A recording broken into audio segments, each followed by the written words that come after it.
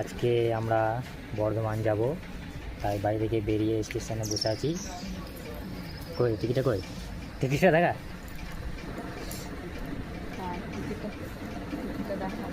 এই যে টিকিটটা লিখি বাজা করে দেবে। এই যে টিকিট দেখতে পাচ্ছ, টিকিটটা কাটা হয়ে গেছে বর্ধমান যাওয়ার জন্য। আমরা বসে আছি এখন ট্রেনের অপেক্ষায়। সেটা কেন গেছি সেটা তো তোমরা ওখানে গিয়ে ভিডিও করে আবার বলবো।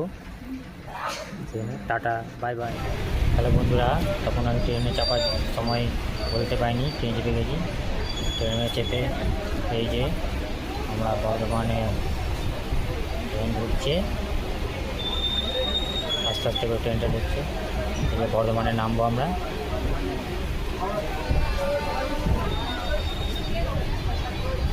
দেখছেন স্টেশনে ঢুকছে।